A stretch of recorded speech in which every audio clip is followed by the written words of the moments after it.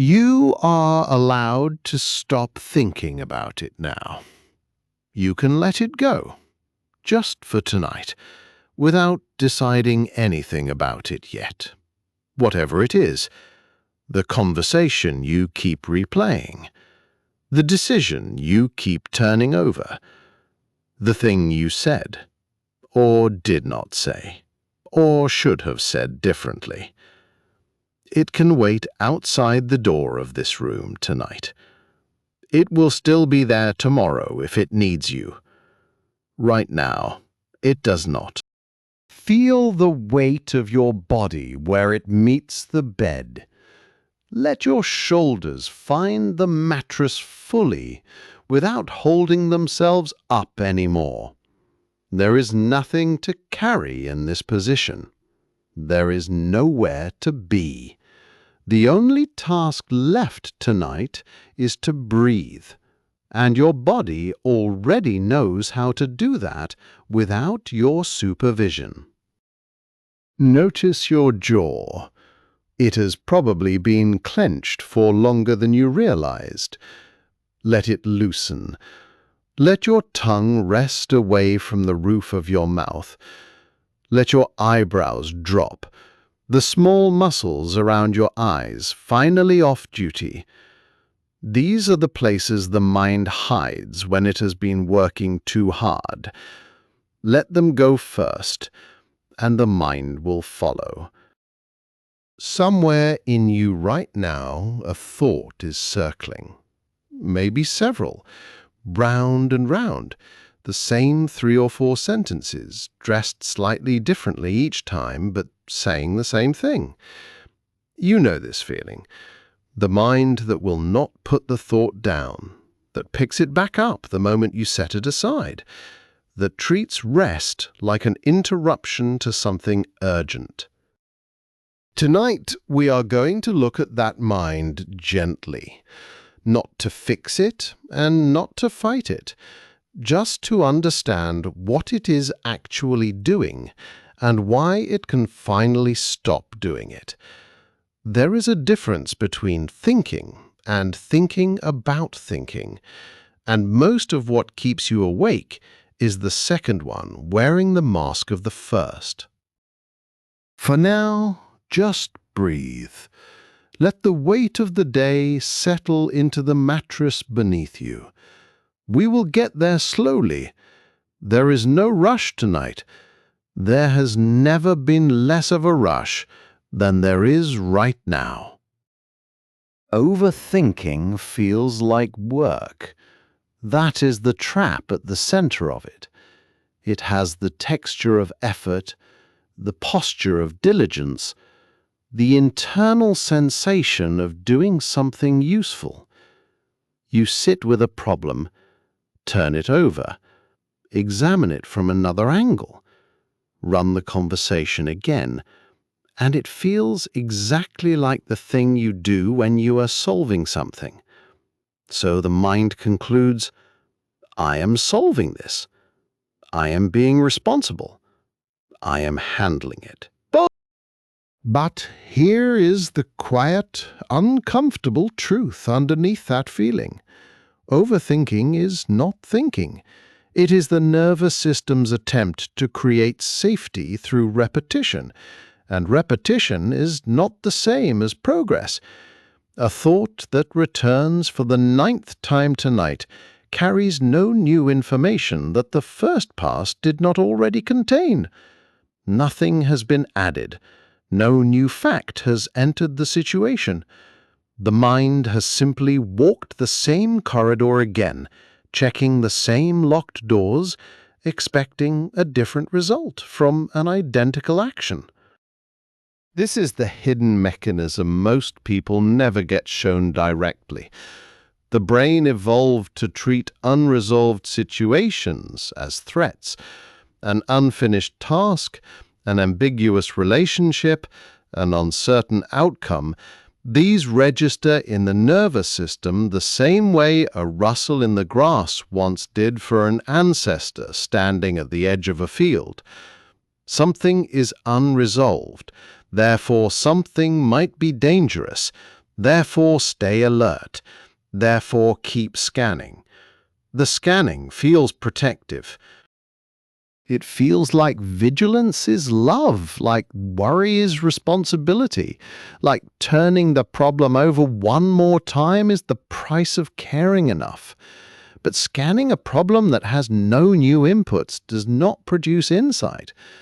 It produces exhaustion, wearing the costume of concern. And here is the part that rarely gets said plainly enough. The body cannot easily tell the difference between a real, present danger and an imagined, replayed one. When you rehearse a difficult conversation at midnight, your heart rate rises slightly, your muscles hold a little tension, your breathing shortens, almost exactly as it would if the conversation were happening live, right now, in the room. The nervous system is not equipped to fully distinguish memory from present reality when the memory is vivid enough and repeated often enough. This means every replay is not a neutral mental exercise. It is a small, real cost to the body, paid again and again, for a conversation that, in most cases, is not actually occurring anymore anywhere, except inside your own head. There is an old habit buried in this mechanism worth naming directly. For nearly the entire span of human history, an unresolved threat in the environment was in fact worth continued attention, because the environment itself could change moment to moment. A sound in the dark might mean nothing, or it might mean everything, and a mind that kept scanning after the first noise was a mind more likely to survive the second one if it came. This kind of vigilance made excellent sense in a world of physical, immediate danger. But an unresolved conversation with a coworker is not a sound in the dark. An unfinished email is not a predator at the edge of a clearing. These modern, unresolved things do not change from moment to moment the way a physical threat once did. And yet the ancient scanning circuitry treats them as though they might. This is not a flaw unique to you. It is closer to a design mismatch, an old and once useful system responding to a new and very different kind of world, one where the unresolved things are mostly emotional and social rather than physical, and where continued scanning offers no actual survival advantage at all. Understanding this does not switch the circuitry off by itself, but it does something quietly important. It reframes the racing mind, not as a personal weakness, but as an old alarm system still doing the only job it has ever known how to do, faithfully, even when the world it is protecting you from has changed almost entirely. Consider the version of this that shows up almost every night for millions of people, in nearly the same shape. A woman lies in bed replaying a short exchange from earlier that day, a comment her co-worker made in a meeting that she has now examined for the 40th time.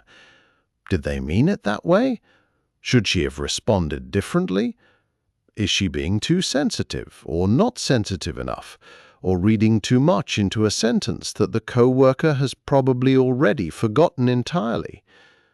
Nothing about the 40th replay produces new understanding that the third replay did not already offer. The scene has been fully mapped. What continues is not analysis. What continues is the nervous system checking a door it has already confirmed is locked over and over. because checking feels safer than accepting that the door is simply locked and there is nothing more to learn from it tonight. Or consider the man lying awake, composing and recomposing an email he has not yet sent, a reply to a difficult message from earlier in the week. He drafts it in his head, deletes it, drafts a firmer version, deletes that too, softens it, sharpens it again. Each version feels like progress toward the right words, but by the fifth internal draft, he is no longer improving the email. He is performing certainty for an audience of one, trying to reach a feeling of done before he has even opened his laptop. The mind mistakes the sensation of resolution for actual resolution, and so it keeps drafting, hoping that somewhere in draft 6 or 7 or 12, the feeling will finally arrive. It rarely does at midnight. It arrives, if it arrives at all, the next day, with a clear head and 5 fresh minutes at a keyboard. Or consider a college student, months removed from any actual exam, still occasionally replaying a single answer she gave on a test years ago, wondering if she phrased the second paragraph badly, wondering if the grader noticed, wondering what a different phrasing might have earned her. The exam has long since been scored. The grade has long since been recorded and forgotten by everyone except her. And yet some nights, apropos of nothing, the scene resurfaces, fully formed, as vivid as if it were still happening. This is perhaps the clearest evidence of what overthinking actually is. It is not proportional to the size of the unresolved thing. A grade from years ago carries no real stakes tonight, and still the mind will circle it with the same intensity it once brought to the original moment, because the loop, once formed, does not require ongoing relevance to keep running. It only requires a mind willing to press play on it again. This is worth sitting with honestly. If overthinking were truly about solving problems, it would fade the moment a problem became irrelevant. It does not. Old arguments resurface years later with full emotional force. Decisions already made and already lived with get relitigated at random hours for no external reason at all. This tells us clearly that the mechanism at work is not problem-solving. It is a nervous system habit, a groove worn into the mind through repetition that continues running long after the original reason for running has expired. Understanding this does not make the loop disappear on its own, but it does something important. It removes the moral weight so many people quietly attach to their own overthinking, the belief that if they were smarter or stronger or more disciplined, they would have already solved it by now. There was never anything to solve in the 40th replay. There is nothing to solve in tonight's replay either. There is only a groove, worn by repetition, waiting to be walked past, rather than walked through one more time. Here is the core tension worth sitting with tonight, because it is the thing almost no one names directly. Most people believe that if they think about a problem enough, for long enough, hard enough, they will eventually think their way to peace. That enough turning over will produce a settled feeling. That is the promise the mind makes to itself, quietly, thousands of times a day. Just a little more thinking, and I will feel okay about this. It is worth asking gently why stopping feels unsafe in the first place, because almost no one examines this directly. Part of it is a quiet fear that stopping means not caring enough. If you set the thought down and it turns out badly tomorrow, some part of you worries that you will have failed to do everything possible to prevent it, even though the replaying itself was never actually preventing anything.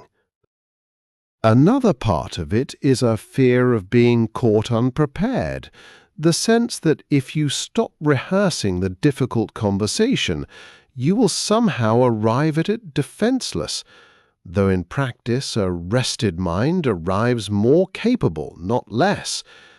And underneath both of these is often the oldest fear of all, the fear that if you stop paying attention to the unresolved thing even for a moment, it will somehow get worse simply because you looked away. This is almost never true, and yet it is one of the most persistent beliefs a tired mind carries. The unresolved thing does not grow teeth in the dark because you stopped watching it. It simply waits, unchanged, exactly as it was, for a version of you with more daylight and more rest to meet it properly.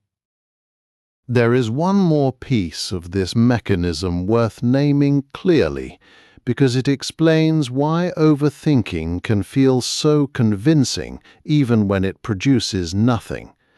The mind has a habit of confusing emotional intensity with importance, and importance with truth. A thought that arrives with a strong physical charge, a tightening in the chest, a flush of heat, a spike of adrenaline, gets treated by the nervous system as more urgent and more true than a thought that arrives quietly. But intensity is not evidence. A thought can feel overwhelmingly urgent at 11 at night and turn out, in the light of the next afternoon, to have been a minor, ordinary concern that simply arrived at a vulnerable hour. The hour itself matters more than most people realize. A tired brain, low on the resources it needs for calm perspective, will hand almost any thought an inflated sense of catastrophe. This is not a personal failing. It is simply what tired brains do, reliably, to nearly everyone. Knowing this in advance can soften the whole experience considerably. Tonight, if a thought arrives feeling enormous, you can quietly remind yourself that the size of the feeling is not the size of the actual problem. It is more often the size of your tiredness. But peace has never once arrived through additional repetition of an already fully formed thought.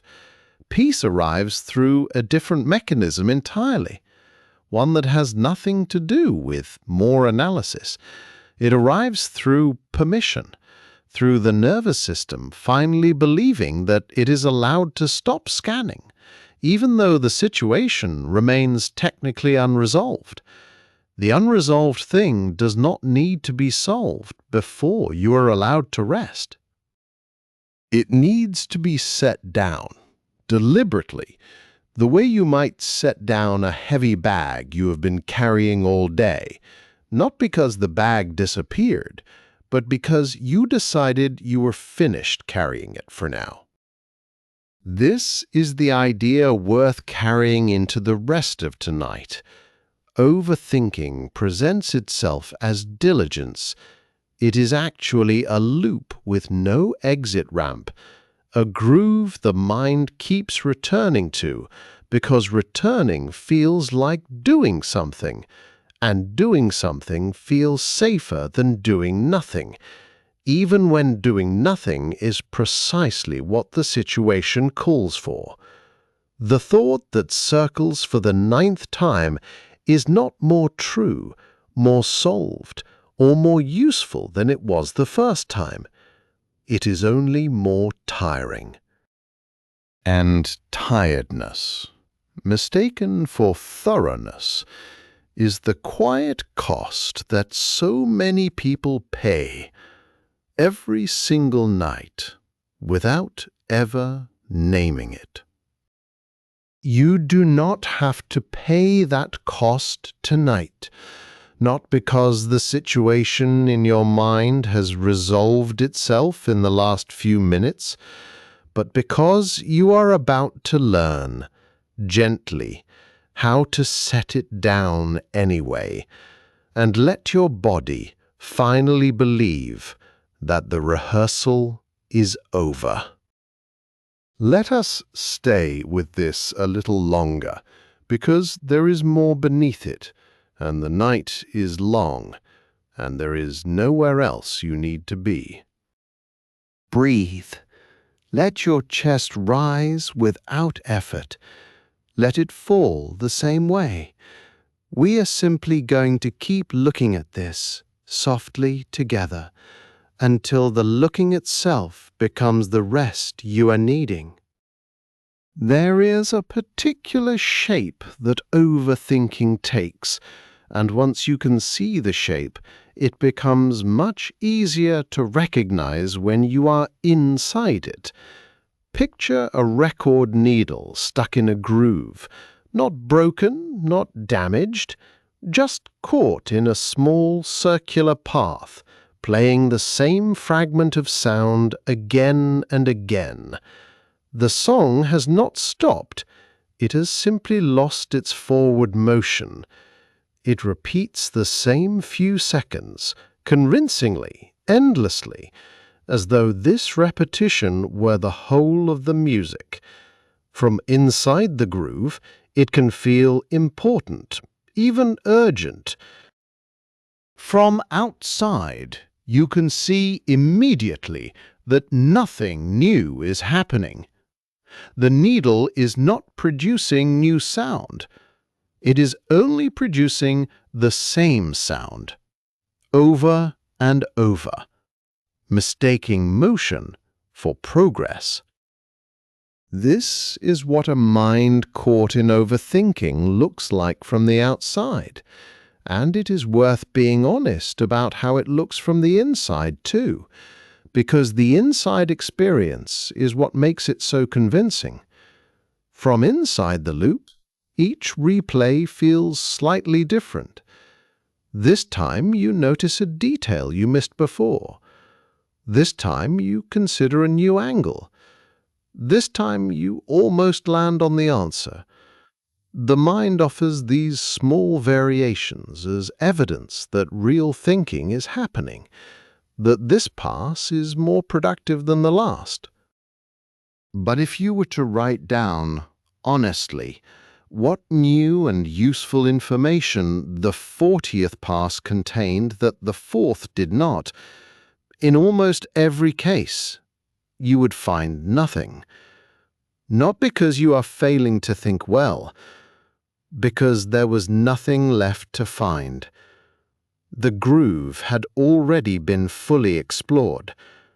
What continued afterward was simply the needle, circling. The illusion at the heart of overthinking is the illusion of control through repetition.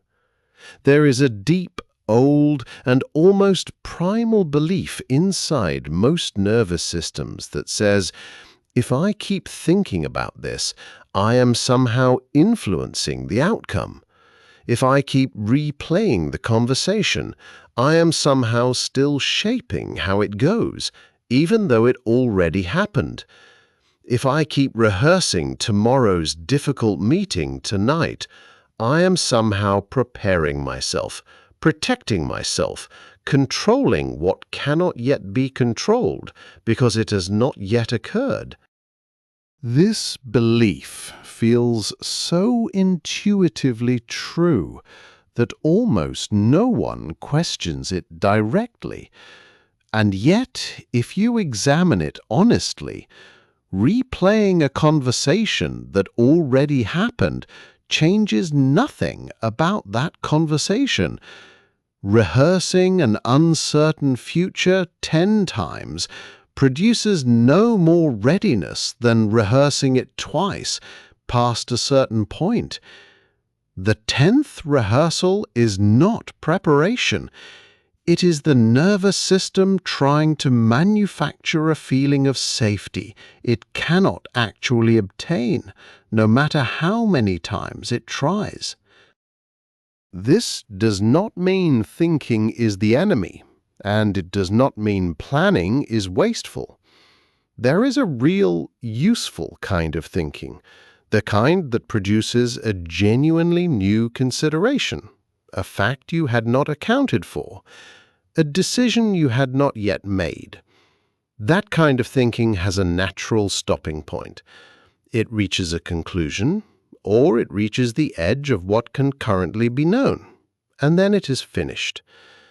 Overthinking is what happens after that natural stopping point has already passed, when the mind keeps circling, not because there is more to find, but because stopping does not yet feel safe. There is a simple test worth knowing, one you can carry with you long after tonight, for telling useful thinking apart from its imitation. Useful thinking can be written down. It resolves into a sentence, a plan, a next step, something you could say out loud to another person and have it make sense as progress. Overthinking resists this test completely. Try to write down, honestly, what the 9th replay of an old conversation actually concluded, and you will find there is nothing to write. No new sentence, no next step, only the same feeling, revisited. This is often the fastest way to catch yourself mid-loop, not by trying to stop the thought through force, but by gently asking it a single question. What is the next actionable thing this thought is telling me to do? If there is a real answer worth writing down for tomorrow, then the thought has done its job and can rest. If there is no answer, if it is only the same worry circling with nowhere to land, then you already have your evidence. This is not thinking. This is only tiredness wearing thinking's clothes. Let us sit with 2 full scenes now, because ideas like this live best inside a specific person, in a specific moment, rather than as an abstract description. Here is the first. A woman named nobody in particular, someone very much like you, is lying in the dark after a difficult phone call with her sister. The call ended without resolution, a small disagreement about a family gathering that neither of them fully worked through before hanging up. Now, hours later, she is replaying it. She hears her own voice again, saying the thing she said, and she wonders whether it came out too sharp. She hears her sister's pause before responding, and she assigns 12 different possible meanings to that pause, each one slightly worse than the last. She imagines the conversation continuing differently, imagines saying the better version of what she meant, imagines her sister's face softening in response to words that were never actually spoken. She does this once. She does this 3 times. She does this 9 times, the version in her head growing more elaborate and more convincing each pass, until it feels less like memory and more like a small theater production she keeps restaging, hoping this time the ending will feel different. That here is what is true and worth noticing gently. The call already happened. The words that were said are the words that were said. The pause her sister took might have meant she was tired, or distracted, or thinking about what to make for dinner, or genuinely hurt. And there is no amount of replaying that will tell her which one it was. The information she is searching for does not exist inside her own head. It exists, if anywhere, in a future conversation she has not yet had. Every replay tonight is not moving her closer to that conversation. It is only keeping her nervous system in a state of low alarm, circling a door that cannot be opened from this side. What she actually needs, and what almost no one tells her directly, is permission to close the theater for tonight. Not because the disagreement is unimportant, and not because her sister does not matter to her deeply. Precisely because it matters, it deserves a real conversation in daylight with an actual person, rather than an imagined one built entirely from her own fears at midnight. Setting it down tonight is not abandoning it. It is refusing to let a counterfeit version of the conversation stand in for the real one that is still waiting to happen when both of them are rested enough to have it. Success, for this man, is no longer about chasing volume. It is about quiet conviction, the endlessly replayed conversation. The counter-arguments formulated at 3 a.m. represent a war of words against a ghost. True strength, he is learning, is not in winning that battle, but in leaving the field. The decision requires not confirmation, but science, letting the noise dissipate until the only truth remaining is the pull toward the unknown. He builds a case for himself in his head, dismantles it, builds a stronger one, imagines his friend's face if he explained it better, imagines his own regret in 5 years if he stays, imagines his own fear in 5 years if he leaves and it does not work. Each scenario spawns another scenario. By 2 in the morning, he has lived through roughly 6 different imagined futures, none of which have happened, none of which he can currently choose between with any more clarity than he had at 9 that evening. The exhausting part is that none of this rehearsal is making the decision any clearer. If anything, the decision feels murkier now than it did 3 hours ago, buried under the accumulated weight of imagined arguments and imagined outcomes that have nothing solid underneath them. This is the quiet cruelty of overthinking a genuinely important decision.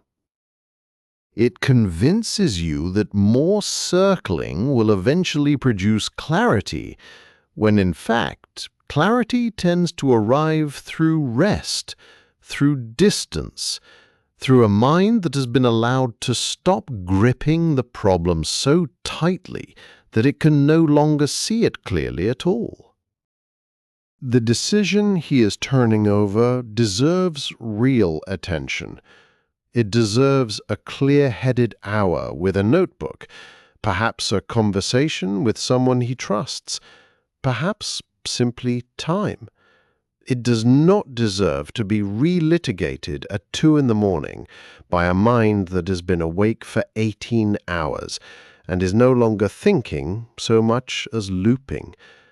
Setting the decision down tonight does not mean abandoning it, and it does not mean he does not care about getting it right. It means recognizing that this particular hour, in this particular state, is not where the answer is going to be found. Both of these people are carrying something real. The sister relationship matters. The career decision matters. This is important to say clearly tonight, because sometimes people hear the invitation to stop overthinking and mistake it for an instruction to stop caring, to become indifferent, to lower the stakes of what genuinely matters to them. That is not what is being offered here. What is being offered is a distinction between caring about something and endlessly circling it in the dark. You can care about your sister deeply and still recognize that replaying an imagined argument for the 9th time is not an act of love. It is an act of exhaustion dressed up as love. You can care about your career and your future and still recognize that 2 in the morning is not where good decisions get made. Setting something down for the night is not surrender. It is trust, extended toward tomorrow, that the version of you who is rested will be more capable of meeting this than the version of you who is not. Here is a third scene, because this pattern shows up in the quieter corners of family life too, not only in arguments and career decisions. A father lies awake reviewing a small moment from dinner when his teenage daughter went quiet after he corrected her at the table in front of the rest of the family. He replays the exact words he used. He replays her face, trying to read exactly how much it stung. He builds an entire imagined narrative of her lying in her own room right now, hurt, distant, perhaps already deciding he is the kind of father who embarrasses her. He drafts in his head an apology for tomorrow morning. He revises it. He imagines her response to the revised version, imagines it going badly, revises again. What he is doing is not preparation.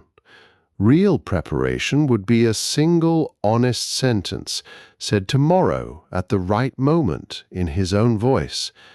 What he is doing instead is auditioning that sentence 40 times against an imagined daughter who cannot actually respond because she is not in the room.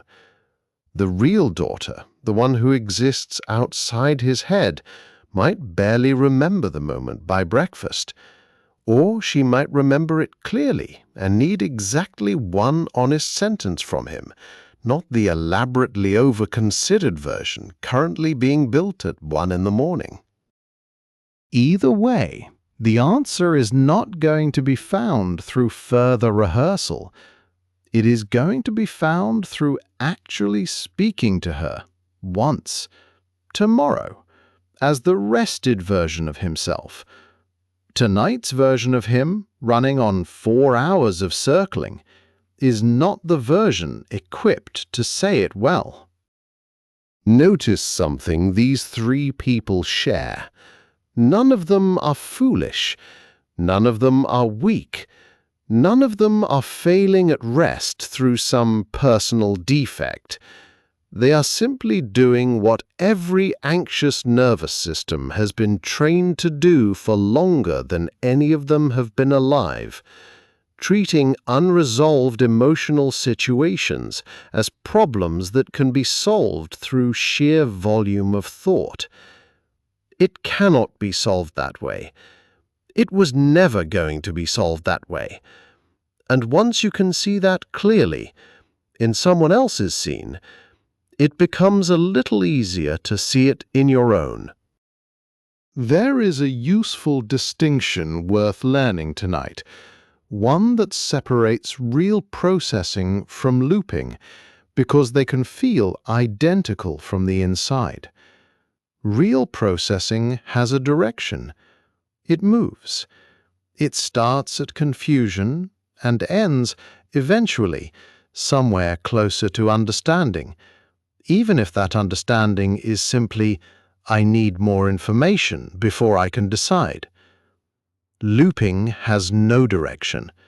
It starts at the same place every time and ends at the same place every time. A perfect circle rather than a path. If you notice, honestly, that your thoughts tonight have visited the exact same 3 or 4 conclusions more than twice, you are very likely not processing anymore. You are looping. And the moment you can name that difference, quietly, without judgment, you have already begun to step outside the loop, because a loop that has been noticed from the outside loses a great deal of its pull. There is a garden worth picturing here, a small plot of ordinary soil that a person tends every evening. Imagine that in this garden there is one particular weed that keeps returning, no matter how many times it gets pulled. A frustrated gardener might spend every evening only pulling that same weed, convinced that this time, finally, it will not return.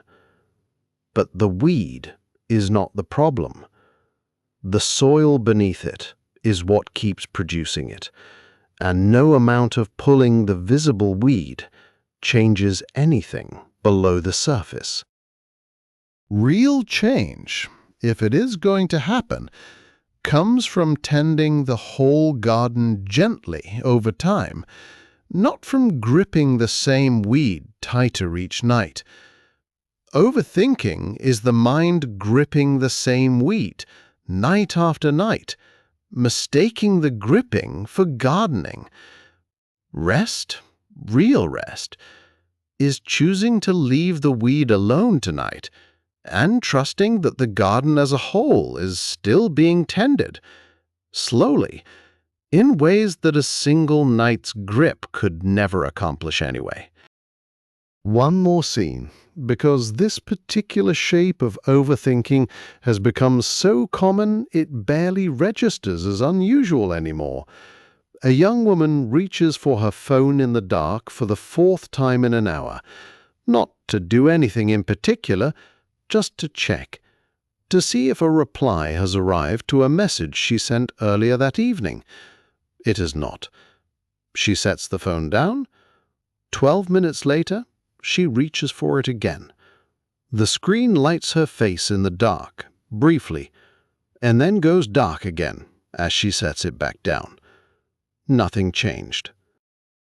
This is overthinking, wearing a very modern costume, but it is the exact same mechanism as the record needle and the sister's imagined conversation and the father's rehearsed apology. Checking the phone does not produce the reply any faster. It does not change whether the reply is warm or cold when it eventually arrives. All it does is keep the nervous system in a state of low alert, checking a door that will open in its own time, regardless of how many times it gets checked in the meantime. There is a real difference between checking once, reasonably, and checking obsessively, and the difference is not about the object being checked. It is about what checking is actually doing for the nervous system. A single check gathers information. The 5th check in an hour gathers nothing new. It only feeds the same small jolt of anxious energy that made the first check feel necessary, and each time it is fed, it asks to be fed again a little sooner. The kindest thing to do with a mind like this, tonight, is not to forbid it from checking. It is to notice, honestly, that the checking has stopped being about information and started about anxiety managing itself through repetition, and then to set the phone down, gently, face away, and let the reply arrive whenever it arrives, unwatched.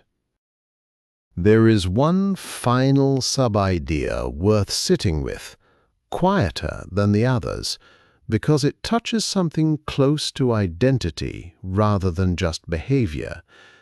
A mind that overthinks often believes, somewhere beneath conscious awareness, that its vigilance is what has kept things from falling apart. If I stop worrying about this, some part of you fears, who will be watching for danger? This belief can feel almost sacred, as though worry itself were a kind of offering, a way of proving love or responsibility through sheer mental effort. But consider, honestly, how many of the things you have worried about across your life actually turned out the way the worry predicted. Most catastrophes rehearsed at midnight never arrive. Most relationships survive the imagined argument that never actually happens the way it was rehearsed. Most difficult conversations, when they finally occur, go differently and often better than the version constructed by an anxious mind at 2 in the morning. This is not because worry protected you from the worst outcome. It is because the worst outcome was rarely the likely one to begin with. The vigilance was never actually the thing holding your life together. Your life has been holding itself together, quietly, through your actual actions during the day, not through the hours spent rehearsing disaster at night. You are allowed to retire from this particular job. It was never actually keeping anyone safe. Consider, too, a small and honest question, one worth asking any time the mind insists it must keep circling. What decision exactly is being made right now, at this hour, in this state, that could not equally well be made tomorrow? In almost every case, when this question is asked honestly, the answer is none.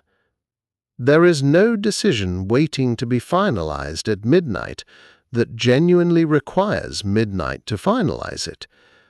The mind creates a false sense of urgency, an invisible deadline that does not actually exist, and then treats itself as derelict for not meeting a deadline it invented. Naming this out loud, even quietly to yourself, tends to loosen its grip considerably. There is no deadline tonight. There was never a deadline tonight. The only real task tonight is rest. And rest does not compete with tomorrow's decisions.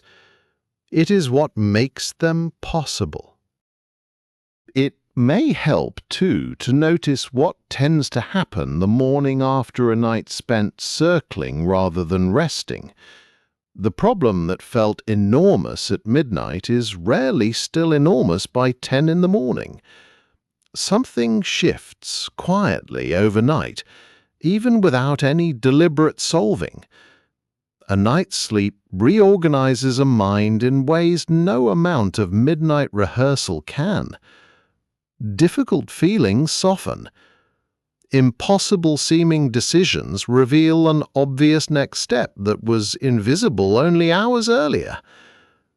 This is not magic, and it is not avoidance. It is simply how a rested nervous system processes difficulty differently than an exhausted one. The version of you who wakes up rested is not a version who cared less about the problem. It is a version equipped with more capacity to actually meet it.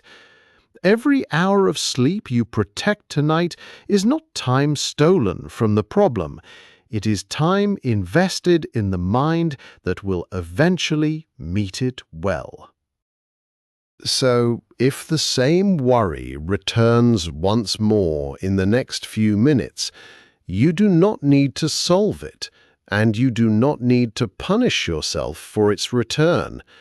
You can simply say, quietly inside yourself, "Not tonight," and mean it gently rather than harshly.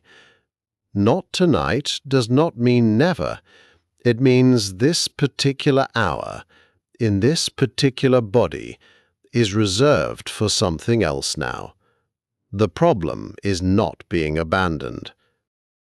It is being handed, carefully, to a version of you that has not been created yet, the one who will exist tomorrow morning, rested, capable, and far better suited to whatever needs meeting than the tired mind circling it right now. Notice for a moment where your body is holding what your mind will not release. Overthinking rarely stays only in the head. It settles into the jaw, into the space between the shoulder blades, into a stomach that stays faintly tight even hours after the triggering thought has passed. The body often knows the loop is happening before the conscious mind fully names it. A held breath, a clenched hand you did not notice was clenched, a restless leg, moving as if it could walk the problem out through the soles of the feet. See if you can find that place in your body right now, not to judge it and not to force it to release immediately, just to notice it, the way you might notice a light left on in another room. Simply seeing it is often enough to begin the process of it turning off on its own. There is a phrase worth carrying with you quietly, past tonight and into the coming days. Overthinking is not the same as caring more. It only feels that way. Real care has an ending point. It reaches a decision, or it reaches an action, or it reaches the honest edge of what can be known right now, and then it rests.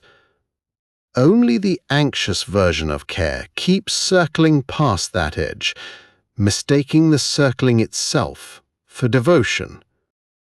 Here is what tends to actually work, gently, without force. Not stopping the thought through willpower, which rarely succeeds and often makes the thought louder through the sheer effort of resistance. What tends to work is something closer to acknowledgement and release. Noticing the thought without judging it, saying to it, quietly and without hostility, "I hear you, and I am not going to solve you tonight. Not because you are unimportant, because tonight is not the place, and this hour is not the hour, and there will be a clearer version of me tomorrow who can meet you if you are still here in the morning." Most anxious thoughts, given this kind of gentle non-engagement, begin to lose their grip within a few minutes, not because they have been solved, but because they have been acknowledged rather than fought. Fighting a thought gives it a kind of importance and traction it would not otherwise have. Acknowledging it and setting it aside, the way you might set aside a book you intend to finish tomorrow, allows it to exist without commanding the whole of your attention. This is worth repeating in slightly different words because it runs against so much of what an anxious mind has been taught to believe about itself. You are not required to win an argument with your own thoughts before you are allowed to sleep. You are not required to reach a tidy conclusion, a clean resolution, a feeling of everything handled before rest becomes permitted. Rest is not the reward you earn after the thinking is finished. Rest is simply what happens when you decide, gently and without needing to justify the decision to yourself, that this hour belongs to the body instead of the mind. The thinking can wait. It has waited before. It will still be waiting, patiently, exactly where you left it, whenever you choose to pick it back up in daylight. There is a simple, almost embarrassingly small practice that tends to help here, and it works precisely because it asks so little of you. When the same thought returns tonight, rather than following it back into the loop, you can simply notice the breath instead. Not control it, not deepen it dramatically, just notice it, the way you might notice a familiar sound in a familiar house. In and out. That is all. The thought may still be there, faintly in the background. That is fine. It does not need to be gone for you to be resting. It only needs to no longer be the only thing in the room. Attention is like a lamp. Wherever you point it, that is what gets lit. For the last several hours, the lamp has likely been pointed entirely at the loop. You do not have to fight the loop for the lamp. You can simply, gently, turn the lamp toward the breath instead, and let the loop sit quietly at the edges, unlit, unattended, and slowly less convincing in the dark. There is a mother, somewhere tonight, doing a version of this same thing about her child. Not a crisis, nothing acute, just the ordinary, quiet worry about whether he is doing well enough at school, whether the quiet mood he had at dinner meant something worth pursuing, or was simply the ordinary weather of being 11 years old, whether she handled the homework conversation with the right balance of patience and structure.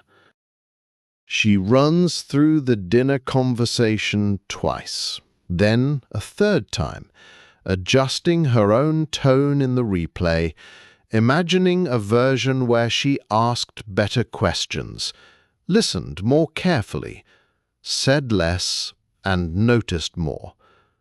By the fourth replay, she is no longer thinking about her son at all. She is thinking about her own adequacy as a parent, using her son's ordinary evening as the evidence.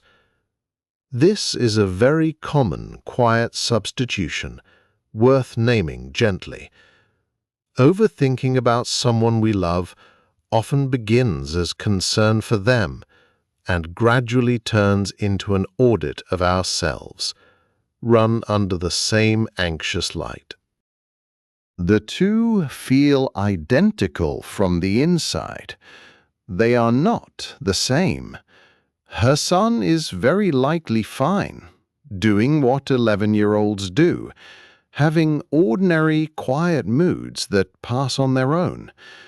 What needs rest tonight is not a plan for tomorrow's parenting.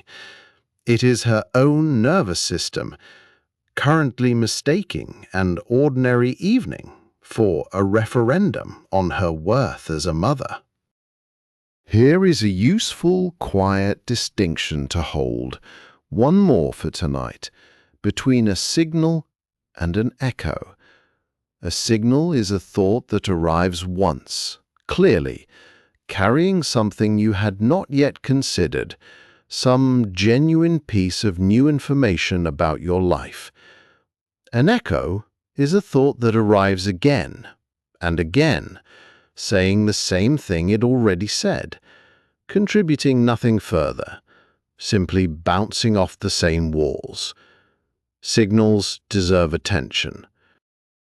Echoes do not need to be chased down and silenced, only recognized for what they are, and allowed to fade the way any echo naturally does when it is no longer being fed by more shouting. Tonight, most of what remains circling in your mind is very likely echo, not signal. It has already said what it came to say. It is only repeating itself now because repetition is what echoes do, not because there is anything further to hear. Weather passes through a sky without the sky needing to do anything about it. A storm moves across, the sky darkens, rain falls, and eventually it moves on, not because the sky fought it, but because that is simply what weather does when it is allowed to continue moving. Your mind tonight can be the sky rather than the storm. The anxious thoughts moving through it are weather, not identity. They are not you. They are simply passing through the same space you occupy, and like all weather, they move on faster when nothing obstructs them, when nothing chases them, when nothing insists they explain themselves before they are allowed to go. The unresolved thing does not need your vigilance to survive until morning. It will still be there, exactly as intact, exactly as available for your attention when you wake up rested and more capable of meeting it. Nothing is lost by letting it wait. Something is gained. A mind that is not gripping so tightly tends to see more clearly than a mind that has been circling the same 3 sentences since 11 o'clock. Let your breath slow a little further now. There is nothing left to solve tonight. There never really was, not at this hour, not in this state. The solving, if there is any left to do, belongs to a version of you that gets to exist tomorrow, rested and clear.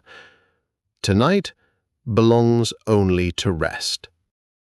Feel your body sinking slightly further into the mattress with each breath.